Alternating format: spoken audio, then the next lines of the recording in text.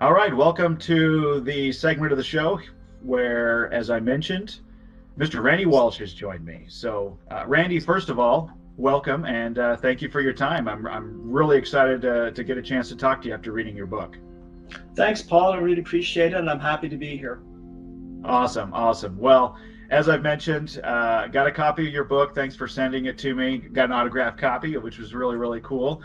And this subject is near and dear to my heart, as you know. And the book was awesome, and really appreciate you taking some time out to talk more about it because there were quite a few things in the book, and I kind of considered myself somewhat up to speed on a lot of the problems with what we were told about the moon landings and how they happened and all of that. When you start, as you well know, as you start digging in, I start finding inconsistencies, anomalies, and things like that. I thought I had a good handle on that. I realized that there are a ton of other things that need to be taken into consideration, which your book covers. So that's what I wanted to talk about today, and appreciate your time. So number one, for the listeners out there, the viewers that are not familiar with you, give us a little bit of background, where you're from, and how did you even come to the point of writing a book about NASA and the Apollo moon landings? Actually, in terms of my own personal history, I started 40 years ago. Ironically, I started in the music business. So I was actually a musician for about a year or two, and that didn't work out. It's a tough road to travel, and I look back on it now, and I'm kind of glad actually it didn't work out. From there, I got into healthcare, worked in various positions in healthcare, and along the way, I've always had an interest in aviation. So along the way, I went to flight school and got my private pilot's license, and I had that for several years. And so I just, we're just building up time. I was thinking of maybe starting a career in flying, and never really happened at that time. Sure. So, anybody who's flown, it's expensive. So anyway, managed to get that done. So I had the pilot's license in my pocket, and I think this happened about 20 years ago. I came home one night, turned on the TV. It was a documentary about the Apollo missions. And I wasn't really paying much attention to it until something caught my ear.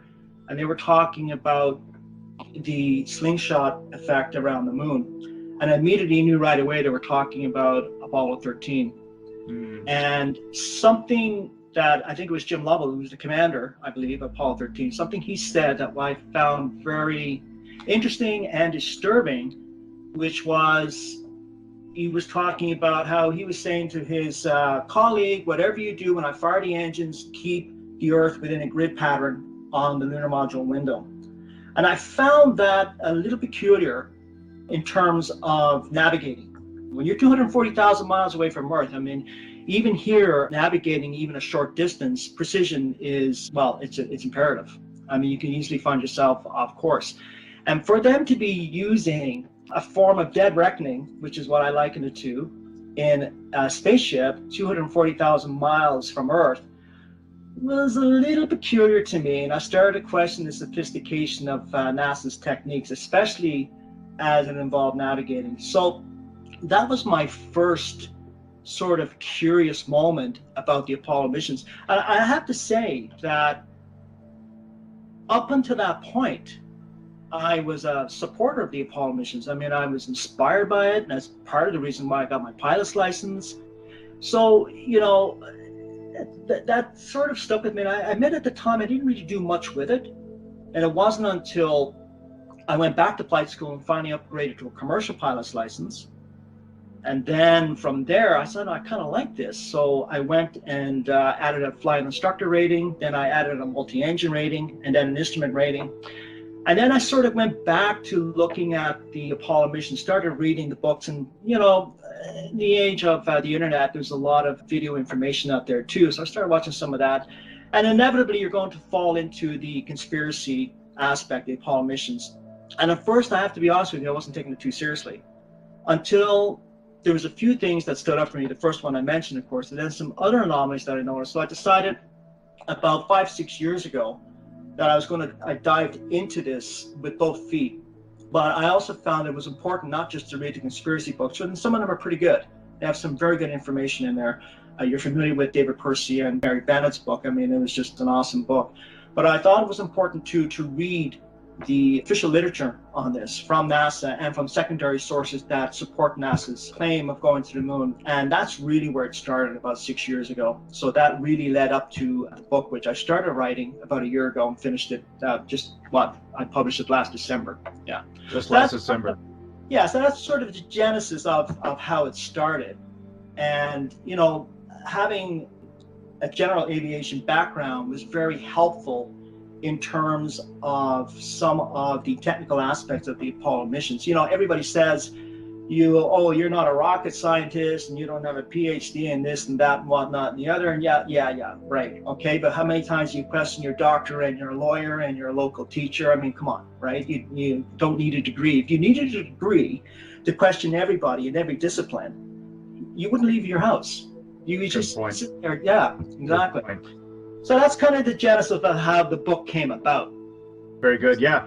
And it's an interesting approach, because I think a lot of the people that I've met, just recently, when they question the moon landings, it starts with like maybe the photographs, or, like you said, you start watching maybe some more of a mainstream documentary that says there was a problem with this, a problem with that. But with your experience and your background, it was interesting that it was kind of a technical thing, like you mentioned, about navigation, that first kind of triggered that, like, well, obviously I've never flown a spaceship to the moon and back, but understanding the basics of navigation got you to go, I want to know more. I'm intrigued, at least. And there may be something I want to learn. Maybe I just don't know. Maybe there's more to learn there, right? But that approach, questioning, is what led you down that path. So great. So here's the book. And as you can see, Randy, I've made my notes. And what I appreciated about the book was there were just so many things that I hadn't considered yet. And it brought a lot of new information to the table. So I'm encouraging everybody, obviously, that sees this, that's interested in this subject, definitely get a hold of the book. And the cool thing is, this is part one, from what I understand. It's a technical book. That's what I liked about this, is it kind of dove into a little bit more about the science and the technical stuff. And that's what we're going to kind of go through today. So I've got a list of items that I really wanted to kind of expand upon. Sure. That I thought that struck me when I was reading this, that I went, wow, never thought about that. This is interesting. And the first thing really I wanted to dive into, if we can jump right in, is the F1 engines. Okay. And what I took away, and maybe you can kind of expand on this, the F1 engines obviously were said to be the most powerful engines that humanity built, and it was required to lift this amount of weight into Earth orbit and then all the way to the moon. But what you found in your technical studies was that potentially the output of these engines, wasn't what we were told it to be. Can you kind of expand on that? Because that really was where you start the book and really, I think, grab the reader in saying, well, we were told X, Y, and Z, but there's a lot of missing information when it comes to really the power of these engines that was required. Yeah, that is what really struck me when I started researching this. And I just want to say for the viewers that this could be the very crux of the whole Apollo mission hoax. I mean, it's important that everybody understands that without the F1 engines and without them functioning properly, there would be no moon landing. You're talking about a Saturn V rocket that's over 325 feet tall, and it's about 2,800 to 900 tons. Wow. And included in that is the Apollo hardware for landing on the moon, which is about 46 tons. So you need powerful engines, and we're specifically talking now about the first stage. There's 3 stages to Saturn V rocket. So when we're talking about the F1 engines, we're talking about the engines in the first stage, and there was 5 of them. So without the F1 engines, there's no Apollo moon landings. So if they're proven fake, and I actually believe they are, I don't think it's potentially, I think it's an assurity that those engines were not functioning properly. That negates the whole process. That negates the whole missions. And before I start with the F1 engine, I just want to say that I did talk about the reason why I wrote about the other stuff, and I will write about the other aspects of the Apollo missions, is simply because the proponents will come back and say, oh yeah, but what about this on the moon, and what about that? So I wanted to talk about that and show that how impossible that would have been as well. But because I find that the NASA proponents have a question and an answer for everything. So you need to counter those claims. So it's a very detailed, lot of work, but nonetheless. So with the F1 engines, each engine would produce, according to the records, 1.5 million pounds of thrust. Now, there's 5 of these engines on the Saturn V, and total of about 7.5 million pounds of thrust. They needed those engines to lift the hardware. What I found very interesting was the testing aspects of the F1 engines is very questionable, and I'm talking about the static testing. And for those who don't know, this actually started back in 1958. The Air Force was actually working on the F1 engines, and then by proclamation from President Eisenhower regarding NASA, he assigned that to NASA, so NASA took that over. And this is where Bill Casing comes into play here. Bill Casing was an employee for Rocketdyne, and his job was to analyze the reports in part from the F1 engine data. And he saw something very peculiar, that the reports were not adding up to the expectations of the F1 engine. So that's kind of where this all started. And it's important that people realize that Bill Casing was the first, I think, whistleblower when he published this book about 40 years ago. Now, he left eventually in 1963, disgruntled about what he saw. So in my research, I came across many aspects, many things, but one of the papers I came across was one published that you'll find on the Hoax.com website.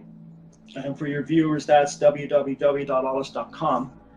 And it's by a Russian scientist, and he did an in-depth 60-page report on the F1 engines and the power output. And he included, and the report, I must add, is very mathematical, it's very technical. It makes for some tough reading, but he does raise some very interesting points about the F1 engines. And he noticed with Apollo 6, specifically with Apollo 6, he noticed that there were some serious problems. Even NASA admits that there were serious problems with the launch of Apollo 6. So what he's focusing on, this Russian scientist, by the way, just let me get his name. The name is in Russian, so if I mispronounce it, I'm sure I'll be forgiven. Gennady Odchenkov, I believe is his name. And what he really focused on most was the instability of the combustion chamber of the F1 engines. And even, of course, NASA admits to problems with the combustion chamber. So for the viewers out there, just to briefly describe, everybody knows, you see the rocket nozzle on the bottom, the rocket. Sure. Everyone knows that. Right on top of the nozzle, you have an area called the throat. And then above that, you have the combustion chamber. The combustion chamber is where the gas is ignited in some, you can liken it to a controlled explosion. Yeah. It's that explosion that works its way through the throat and out the nozzle, which pushes the rocket up. And that's a very simplistic way of saying it. But what was going on with the combustion chamber with the F1 engines is the issue of cooling. The combustion chamber, because of the explosive gas, the propellant that was pushed into it, could reach temperatures of up to almost, 3,300 degrees Celsius. That's about, 6,000 Fahrenheit. That's hot. Yeah. That's very, very hot. That's very, very hot. So they needed to cool that. You have to find a method to cool that chamber down, because if you can't cool that down, it's going to distort. It's going to fail. And you're going to have an explosion. Absolutely. Absolutely, yeah. So what they did was they came out with a cooling system called the generative cooling system for the F1 engine chamber. And what that is it's hundreds of small, thin, very thin tubes that run along the combustion chamber, the throat, and I think it's about halfway down the nozzle, if I'm not mistaken. And they would run propellant through that. And that propellant would absorb the thermal energy from the combustion chamber and transfer that energy into the fuel, and that fuel will be recirculated back into the combustion chamber. Therefore, supposedly, in theory, making it a more efficient engine. Mm-hmm. That's where the problem is, and that's where the problems that Chekhov noticed with that is the cooling process that wasn't working. In order to counter that, NASA would have to, in a sense, for lack of a better way of putting it, would have to throttle back the power. Yeah. You couldn't run it at full power. Now, and this is important, if you can't run the engines at full power, again, whether you're using the F1 engines, even if you're using the F1 engines, you can't use them at full power, full thrust, you have no Apollo moon landing. Yeah. So he did a lot of analysis on that. And by analyzing photos and film of Apollo 6, he was able to also detect kerosene burning. And this is interesting because kerosene was only used in the F1 engines, the first stage. It wasn't used in the other two stages. So that was another given with that.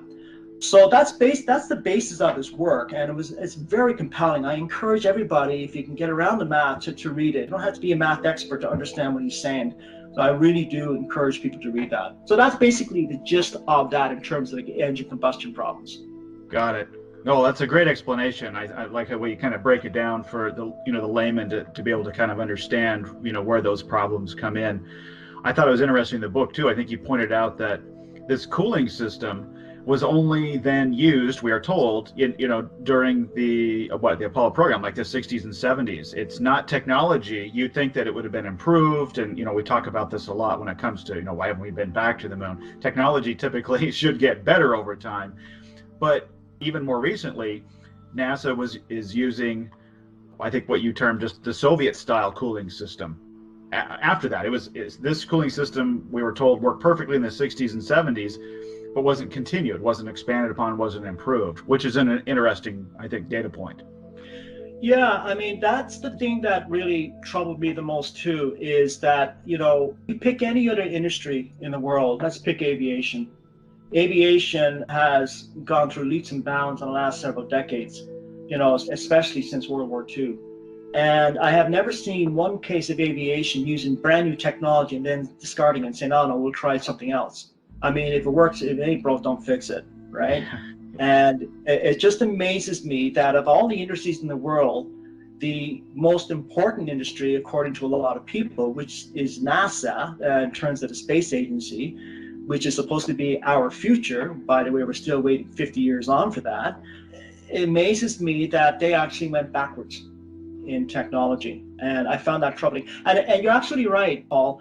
What's interesting about the regenerative cooling system, which was used on liquid-fueled rockets, is that this technology with the F1 engines seemingly worked perfectly from 1968 to 1972. Remember, the first Apollo 8 was actually launched in 1968. And for almost 5 years after 1972, I think in 1973, they used the Saturn V rocket once for the Skylab program, right? Which I won't get into too much now. I mentioned that in the book. But it's interesting that it worked perfectly. Now, when I say it worked perfectly, and NASA has come up with a counterclaim to this, they say, well, it wasn't perfect. There was anomalies, there was problems, but we worked through it. No. I like to use the old adage as a pilot. The definition of perfect landing is when you walk away from. That's right. Yeah, and these engines work perfectly. In all practical purposes, they were perfect. Right? Yep. So NASA tries to counter that, but it just doesn't hold water. So here you have the F1 engines working perfectly between 1968 and 1972, up until 1973 rather. And then after that, no more. They actually buried the program, stopped using, of course, the F1 engines, and transferred over to a Soviet-style cooling system. Yeah. Which is very telling. Very telling. Yeah. Why would you throw away proven technology? It makes no sense to me. Makes no sense to anybody who has actually common sense. Now NASA is kind of in a quandary because they're looking for a heavy lift capability, and I'm thinking, well, you got the F1 engines. That's right. It's probably start where it worked before, like you said. If it ain't broke, if anything, they should have improved. We should be lifting a lot more weight, at least into low Earth orbit, or whatever now, because of the power that we were told that existed in the 60s and 70s. Exactly. And let's use another analogy again in aviation. I mean, not only should we be living heavier payloads in rockets, but, and Marcus Allen actually brought this point up, and he's absolutely right, is that we should have gone by now beyond chemical propellant rockets. There's only so much they can do. You cannot, you would literally, I mean, the bigger you go, the more fuel you need, the more energy. Yeah. The bigger, the more fuel. I mean, it's just crazy. You cannot sustain that. So you have to find another form of propulsion. And the analogy I want to use is in aviation, when we had propeller-driven aircraft back in the 1920s and 1930s. It was fantastic technology back then. I don't scoff at it today. I love propeller-driven aircraft. It's still good technology. But aviation went further.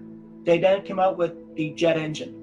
And then they improved on that and came out with more efficient engines. And then they improved on the other technology in terms of going from hydraulics to fly-by-wire systems and so on and so forth.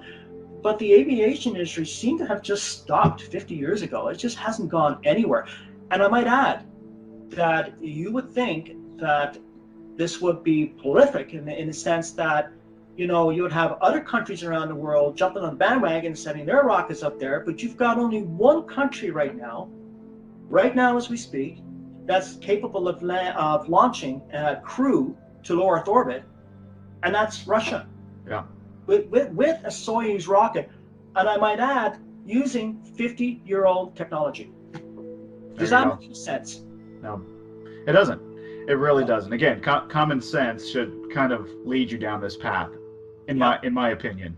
Sounds like you share that. So I want to transition over to Apollo. I think it was the Apollo 11 liftoff now, because you talk about it in the book, and there was a gentleman that I believe that worked for NASA that videotaped the liftoff, and the analysis that the book kind of goes through talks about kind of the case in point here about that these F1 engines don't seem to be operating at maximum capacity that they would have needed to, based on how quickly or how slowly the rocket got to different altitudes. You know what I'm talking about here. It was based on the cloud deck layer and how long it took to reach that. You would do a better job explaining it, but I thought that was really, really intriguing to understand, taking this video of the Apollo 11 liftoff and saying, okay, based on the thrust that it should have had, it should have been a lot higher, 100 and something seconds into liftoff. Can you kind of tell the listeners there what you were talking about in the book? Yeah. First of all, let me give some background on that story.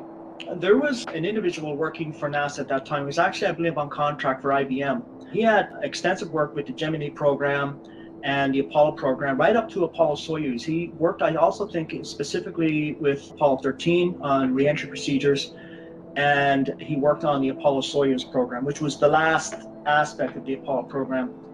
And for your viewers that don't know, Apollo Soyuz is when they supposedly docked in low Earth orbit. So anyway, he, being an obvious NASA proponent, showed up that morning with a Super 8 film for the launch of Apollo 11. And, you know, he had no reason, no other motive than, you know, he was inspired, especially since he was working for the very same people he was filming, right? What's interesting about him is he's not the only one. There was many people that took Super 8 films back then. I know it's not as sophisticated as we have today, but it does the job, right? Yeah. So he took a film right from before the launch to when the launch of Apollo 11 was out of camera range.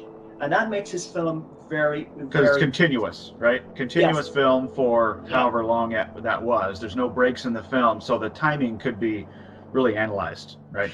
Absolutely, and there's no breaks in the film. And of course, this was actually analyzed by Andrei Bolutov, and they did. There you go.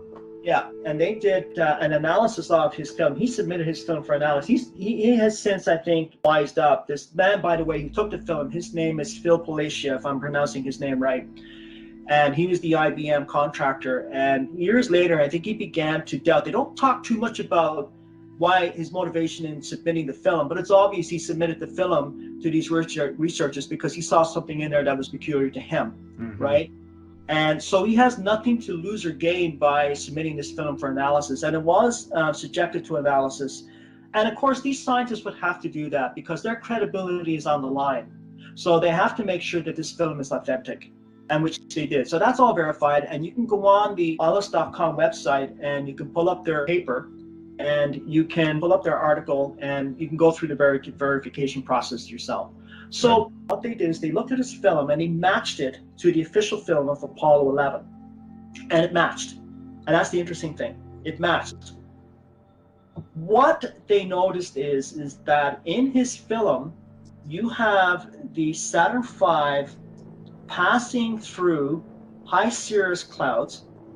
And I think I mentioned it was about 105 seconds, if I'm not mistaken. Yeah, that's what my notes said. Yeah, you mentioned about 105 seconds is when they reached that cloud layer. Or seem to appear to have gone through it at that point or reached it. Yeah, and what is interesting about that is that at that point, at that time, they should have been much higher. They should have been at, I think, approximately 75,000 feet. Now, the reason why they know that is because, as a pilot, we all know cirrus clouds go no higher than about 30,000 feet. So it's between usually 25 and 30,000 feet. These are high cirrus clouds. And for them to be at, for Apollo 11 to be at an altitude of 25,000 feet at 105 seconds meant that they were 3 times lower than they should have been. That's what struck me as wow. Yeah. There's something very interesting, because they should have been, like you said, based on, and what NASA said was, what at that point they were close to 80,000 feet. Yeah. That's the claim. 75, 80,000. Yeah. And this is very interesting because, I mean, you don't have to be a rocket scientist to actually read and figure this part out. If you need to be at a certain altitude and maintain a certain velocity to get to the orbit you want to get to. I mean, the whole idea of the rocket in the first place is to propel it. Yeah. And if you're not able to keep up that momentum and you're at a lower altitude than you should be, you're not going to reach your optimum orbit. In fact, you're most likely not going to reach orbit at all. Yeah. And I think that's exactly what happened with Apollo 11. It didn't reach low Earth orbit. I mean, I highly doubt it did. I mean, they all doubt that, actually. In fact, they'll go so far as to say it ended up in the drink, the ocean. But you see, people say to me, and they scoff at me, and they say, well, Randy, we all saw it on TV. I mean, how many times have you heard that? It's true that you saw it on TV, right? Yes, unfortunately, that is the day and age we live.